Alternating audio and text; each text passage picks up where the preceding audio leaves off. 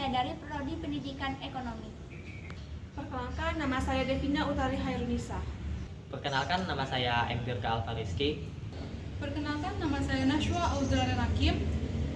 Tujuan dalam pembentukan video ini adalah untuk memenuhi ujian akhir semester mata kuliah Pendidikan Ilmu Pengetahuan Sosial. Dosen pengampu Bapak Rizwan Zainuddin dan Ibu Dian Eka Amrina. Hai nih Kay, sumpah, aku mau cerita deh. Kay, dengerin aku cerita dong. Kay, tadi remet Pak Edon tuh susah banget, sumpah. Kay, kamu nggak ngerespon aku. Kay, kok malah asik sendiri sih? Udah deh, males banget sih.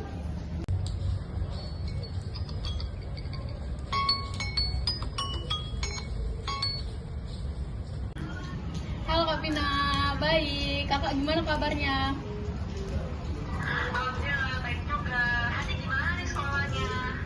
Lagi pusing banget soalnya udah mau UAS. Oh iya UAS, hari juga udah kelas 12 kan, jadi apa namanya untuk persiapan PTN. Nah gimana persiapan PTN lagi? Udah ngikutin beberapa les sih buat pelajaran UTBK, sering latihan soal juga. Gimana, pusing nggak pelajaran UTBK? Pusing banget soalnya baru pertama kali kan belajar yang gituan.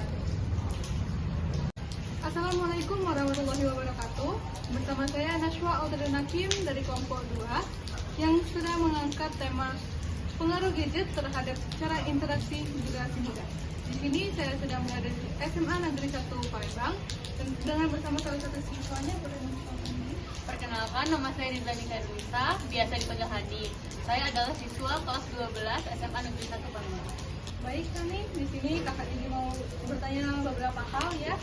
Mungkin yang pertama, berapa lama sih Hani memainkan gadget dalam sehari atau seminggu?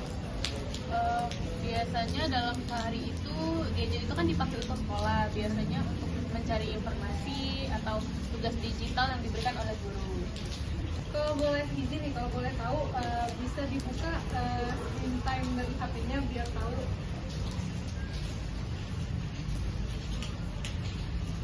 Oh, untuk hari ini baru 1 jam ya, dan bayarnya di backup. Nah Hani, untuk pertanyaan yang kedua itu, Hani merasa nggak sih kalau misalkan gadget itu membatasi cara interaksi Hani dengan orang-orang sekitar atau teman-teman sekitar? Sebenarnya iya, tapi tergantung orangnya. Kalau orangnya bisa membatasi dengan berkelompok dengan orang lain, mungkin gadget nggak terlalu berpengaruh ya. Tapi kalau orangnya nggak bisa membatasi, ya mungkin gadget bisa membuat orang itu sibuk dengan gadgetnya sendiri. Ya mungkin pertanyaan tambahan sedikit aja ya, kalau menurut Hani sendiri, Hani itu tipe yang bisa membatasi diri sendiri untuk memakai gadget atau enggak sih? Sebenarnya bisa, ada saatnya juga nggak bisa. Jadi kalau lagi kecanduan kayak nemu game baru itu kayaknya nggak bisa. Edik banget ya. Tapi kalau ya lagi kayak belajar mungkin bisa dibatasi. Menurut Hani, seberapa sering sih Hani melakukan interaksi kalau misalkan sedang megang HP gitu? Kalau misalkan HP nih di tangan, Hani tuh tipe yang gini terus yang fokus sama gadget aja, atau walaupun gadget di sini saya bisa juga fokus sama gaun chat? Kayaknya sering ya, soalnya kadang tuh suka main HP sambil chatan sambil dengerin orang cerita gitu. Jadi kurang fokus juga untuk mendengar cerita yang lawan bicara secara langsung. Gadget seperti smartphone, laptop, dan tablet memiliki pengaruh yang signifikan terhadap cara berinteraksi generasi muda. Salah satu pengaruh positif dari penggunaan gadget adalah kemudahan akses informasi. Siswa dapat mudah mencari materi pembelajaran, tutorial, atau artikel yang membantu mereka memahami topik yang sulit. Selain itu, gadget memungkinkan siswa untuk berkolaborasi secara daring menggunakan aplikasi Google Docs atau Microsoft Teams untuk mengerjakan tugas kelompok meskipun berada di lokasi yang berbeda. Teknologi ini memfasilitasi komunikasi yang lebih fleksibel dan membantu siswa untuk berkomunikasi secara efektif tanpa dibatasi oleh jarak geografis. Namun di sisi lain, penggunaan gadget juga membawa pengaruh hal negatif. yaitu distraksi. Siswa dapat dengan mudah teralihkan dari yang awalnya tujuan belajar, mereka membuka gadget, bermain game, membuka media sosial, atau mengakses aplikasi non-pendidikan. Terlalu banyak waktu menggunakan gadget secara berlebihan dapat mempengaruhi kesehatan fisik dan mental siswa. Penggunaan gadget secara berlebihan juga dapat menyebabkan gangguan tidur, stres dikarenakan tekanan media sosial. Karena itu, siswa harus menggunakan gadget itu secara bijak dan memanfaatkan teknologi agar tidak dapat menimbulkan dampak negatif dan kesejahteraan siswa. Berikut adalah solusi-solusi yang dapat digunakan untuk menanggulangi pengaruh gadget terhadap cara interaksi generasi muda. 1. Pendidikan digital. Pendidikan literasi digital perlu diajarkan dari sekolah agar siswa dapat dengan bijak menggunakan gadget. 2. Pengaturan waktu penggunaan gadget. Orang tua dan sekolah harus membatasi siswa agar siswa tidak kecanduan menggunakan gadget. 3. Keterampilan sosial dan ekstrakurikuler. Mendorong siswa untuk membantu mereka mengembangkan keterampilan sosial dan berinteraksi langsung dengan teman-temannya. Dengan psikologis, sekolah perlu menyediakan layanan konseling untuk membantu mengelola siswa agar tidak mengalami kecemasan sosial yang berlebihan dan stres akibat media sosial. Yang kelima, pengawasan orang tua. Orang tua harus memantau penggunaan gadget anak dan memberikan contoh penggunaan teknologi yang sehat. 6. Kebijakan pemerintah. Pemerintah dapat membantu menyediakan program edukasi penggunaan gadget yang lebih bijak dan mendorong siswa untuk lebih fokus berinteraksi sosial langsung. Pengaruh gadget terhadap cara interaksi generasi muda dapat dianalisis melalui perspektif sosiologi dan psikologi sosial. 2 disiplin ilmu yang mengkaji perilaku individu dalam konteks sosial.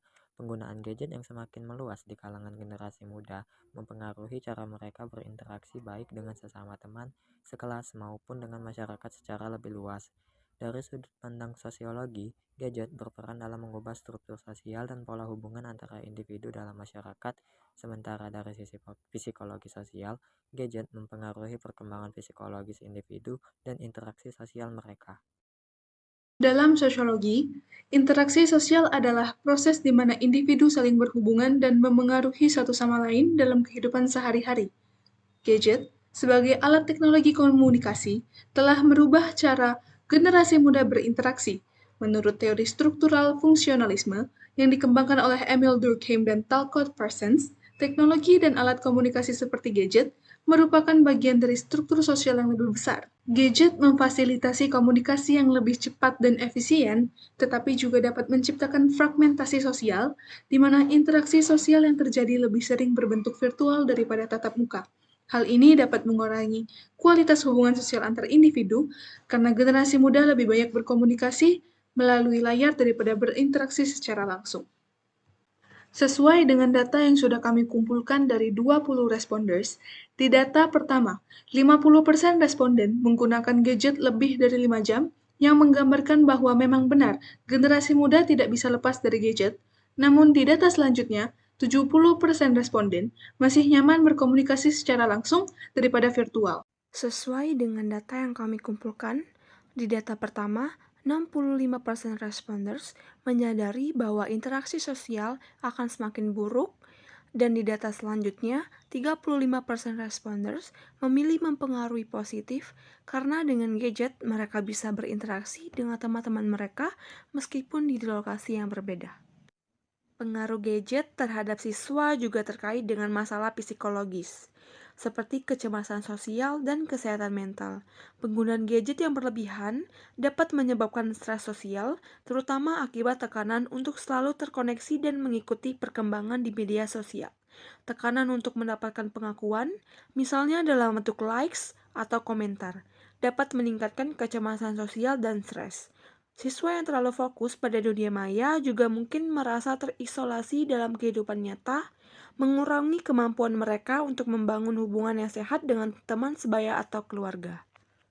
Media pembelajaran yang bisa digunakan dengan materi pengaruh gadget terhadap cara interaksi generasi muda yaitu pertama, video animasi. Jadi lewat video animasi kita bisa menjelaskan dan memberikan contoh melalui video animasi interaksi dan komunikasi melalui gadget, dan juga menjelaskan sisi positif dan negatif dari gadget tersebut. Media pembelajaran ini bisa digunakan dari kelas 3 sampai 6 sekolah dasar. Kedua, infografis interaktif melalui sajian data angket yang telah kami buat. Tentang permasalahan gadget, siswa jadi tahu sisi positif dan negatif. Media pembelajaran ini bisa digunakan siswa SMP. Ketiga, bisa melalui media sosial simulasi. Jadi, siswa bisa simulasi menggunakan aplikasi komunikasi seperti WhatsApp, IG, ataupun media sosial lain yang bisa memudahkan siswa interaksi sesama teman.